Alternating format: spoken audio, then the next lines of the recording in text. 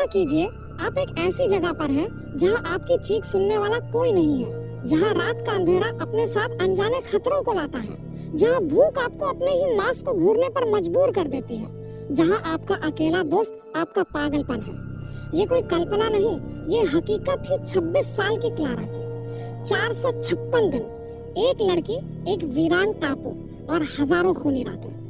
आज आप देखेंगे कि कैसे एक आम लड़की 456 दिन तक जिंदा रहकर मौत को मात दी। ये कहानी कमजोर दिल वालों के लिए नहीं है, क्योंकि ये कहानी आपको तोड़ कर रख देगी। कहानी का आगाज होता है 15 जून 2023 की एक सुबह से।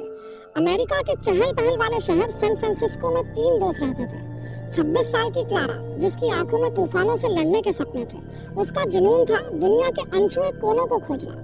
उसकी सबसे अच्छी दोस्त थी 25 साल की माया, और उनका तीसरा साथी था 28 साल का लियाम, एक निडर और अनुभवी नाविक। तीनों अपनी रोज की बोरिंग जिंदगी से एक ब्रेक चाहते थे।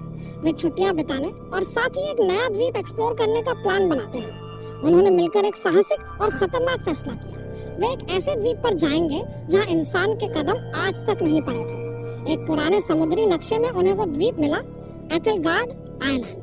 ये प्रशांत महासागर के बीचों बीच एक छोटा सा हरा बिंदु था। उन्होंने अपनी छोटी लेकिन मजबूत जहाज द एल्बाट्रॉस को तैयार किया। जहाज पर महीनों का राशन, पानी और हर जरूरी सामान लादा गया। उनका उत्साह 7वें आसमान पर था। वे एक नई दुनिया खोजने जा रहे थे। वे खुशी खुशी अपनी मंजिल की ओर निकल पड़े। एक ऐसा सफर जो उनकी दोस्ती और हिम्मत का सबसे बड़ा इम्तिहान लेने वाला था। 4 दिनों तक अथाह नीले समंदर पर उनका सफर जारी रहा। हर दिन सूरज उगता और समंदर के पानी को सुनहरा कर देता। उन्होंने डॉल्फिन्स को अपने जहाज के साथ रेस लगाते देखा। चौथे दिन 19 जून की सुबह दूर क्षितिज पर उन्हें एक धुंधली सी हरी लकीर दिखाई दी। जैसे जैसे वे करीब पहुंचे, वो लकीर एक विशाल द्वीप में बदल गई। एथेलगार्ड आइलैंड उनकी कल्पना से कहीं ज्यादा भव्य और वीरान था। उसका जंगल इतना घना था कि सूरज की रोशनी भी जमीन तक न पहुंच पाई। किनारों पर नुकीली काली ज्वालामुखी चट्टानें खड़ी थी। इन चट्टानों से लहरें टकराकर एक रहस्यमयी संगीत पैदा कर रही थी। हवा में जंगली फूलों की मीठी और सड़ी हुई लकड़ी की अजीब सी महक घुली हुई थी। अनदेखे रंग बिरंगे पक्षियों की आवाजें जंगल से आ रही थी। ये जगह जितनी खूबसूरत थी, उतनी ही डरावनी भी लग रही थी। लियाम ने जहाज को एक शांत और सुरक्षित खाड़ी में लंगर डालकर रोक दिया। तीनों ने अपनी छोटी नाव से द्वीप पर पहला कदम रखा। उन्हें लगा जैसे वे किसी दूसरी दुनिया या किसी दूसरे युग में आ गए हों। वे इस अनछुई खूबसूरती को देखकर पूरी तरह से खो गए थे। उन्हें ये एहसास बिल्कुल नहीं था कि वे स्वर्ग नहीं, एक पिंजरे में दाखिल हुए हैं। एक ऐसा पिंजरा जहां से निकलना नामुमकिन था। द्वीप पर उनके पहले 7 दिन किसी जादुई सपने की तरह थे। हर दिन वे एक नई और हैरान कर देने वाली चीज खोजते। उन्होंने रात में चमकने वाले नीले रंग के मशरूम देखे। उन मशरूम्स की रोशनी में जंगल किसी दूसरी दुनिया का लगता था। उन्हें एक बहुत पुरानी टूटी फूटी झोपड़ी मिली जो लताओं से ढकी थी। ये किसी भूली बसरी सभ्यता का आखिरी निशान लग रहा था। वे दिन भर द्वीप को नापते और रात में आग जलाकर अपनी खोजों का जश्न मनाते। ये उनकी जिंदगी का सबसे बेहतरीन समय था। वे आजाद और खुश थे, लेकिन उनकी ये खुशी सिर्फ 7 दिनों की मेहमान थी। 26 जून की सुबह उनके लौटने का दिन आ पहुंचा। उन्होंने अपना सारा सामान वापस द एल्बाट्रॉस पर लाद लिया। लियाम ने मुस्कुराते हुए जहाज का इंजन स्टार्ट करने के लिए चाबी घुमाई, लेकिन इंजन से सिर्फ एक खट की आवाज आई और फिर गहरी खामोशी छा गई। उसने दोबारा कोशिश की, फिर दोबारा, पर इंजन स्टार्ट नहीं हुआ। घंटों की मशक्कत के बाद भी वे उसे ठीक नहीं कर पा रहे थे। जहाज का रेडियो और कम्युनिकेशन सिस्टम भी पूरी तरह से बंद हो चुका था। अब वे दुनिया से कट चुके थे। मदद मांगने का कोई रास्ता नहीं था। वो स्वर्ग जैसा द्वीप अब एक भयानक जेल की तरह लग रहा था। उनकी आंखों में खुशी की चमक की जगह अब खौफ ने ले ली थी। उनके पास एक आखिरी उम्मीद बची थी। जहाज पर रखी एक छोटी मोटा बोट, इमरजेंसी लाइफ बोट थी, मगर उस पर एक बड़ी समस्या लिखी थी। क्षमता सिर्फ 2 व्यक्ति।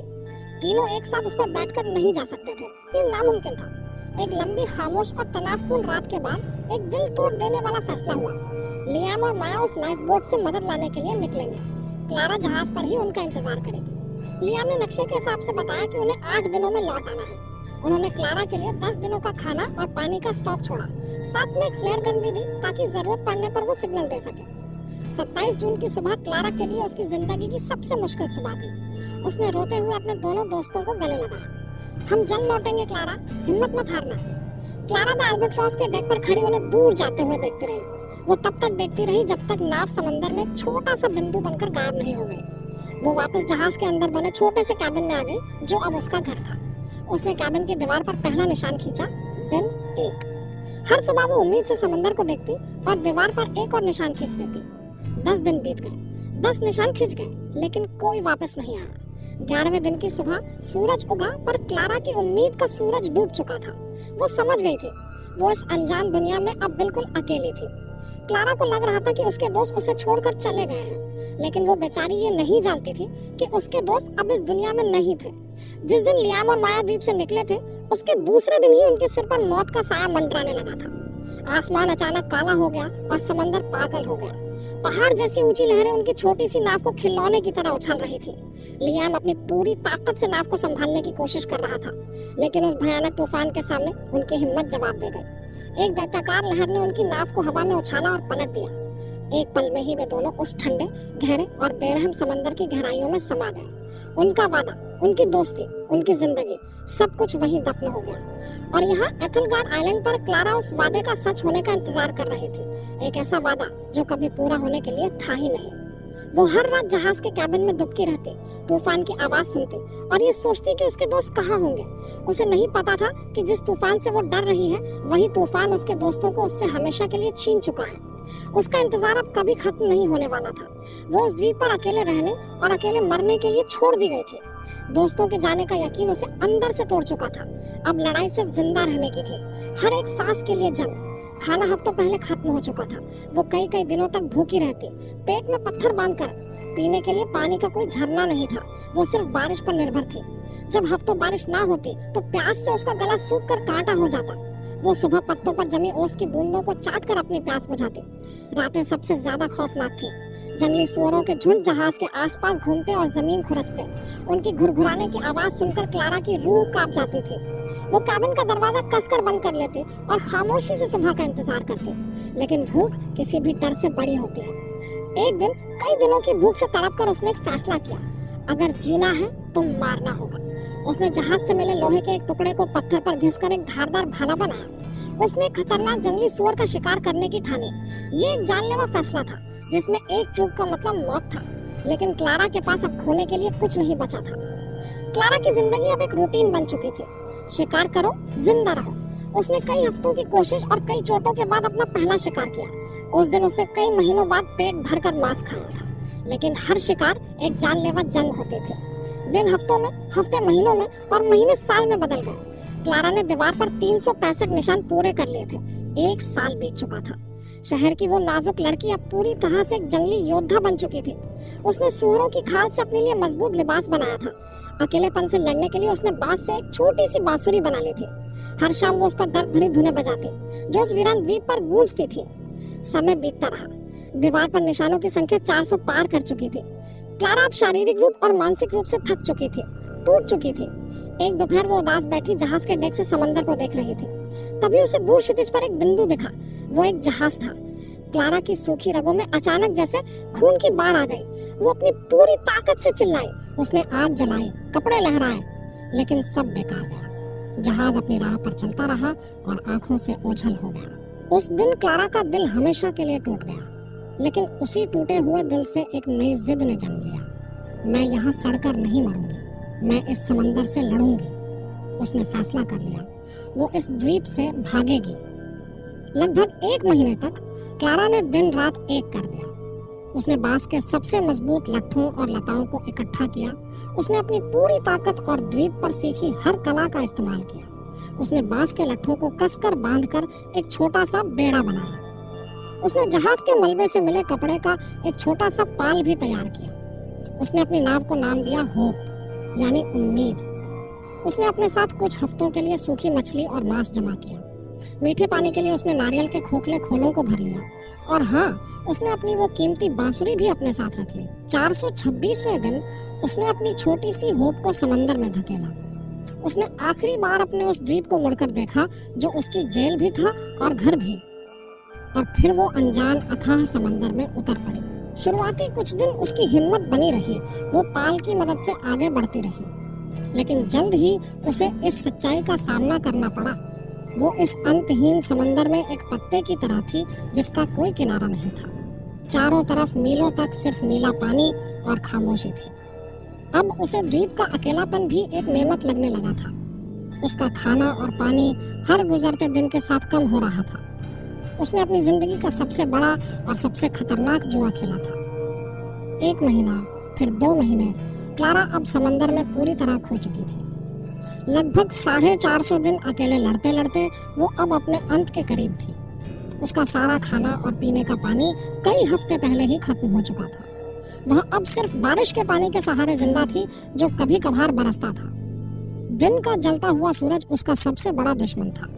उसकी त्वचा झुलसकर काली पड़ गई थी और जगह जगह से फट गई थी। नमक वाले पानी और हवा ने उसके शरीर पर अनगिनत जख्म दे दिए थे। वह भूख से इतनी कमजोर हो गई थी कि अब हिलना भी मुमकिन नहीं था। उसका शरीर सूख कर लकड़ी के एक ढांचे जैसा रह गया था। उसे अब अक्सर मतिभ्रम होने लगे थे। उसे आवाजें सुनाई देती थी।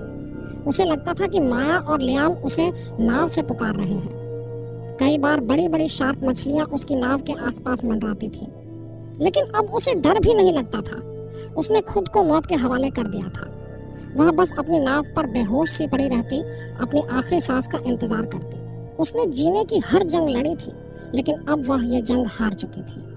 उसकी हिम्मत ने जवाब दे दिया था, शरीर ने साथ छोड़ दिया था। उसकी कहानी का अंत अब बस कुछ ही घंटों की दूरी पर था। इस विशाल बेरहम समंदर में वो गुमनाम मरने वाली थी। ये उसकी कैद का 456वां दिन था और शायद आखिरी भी।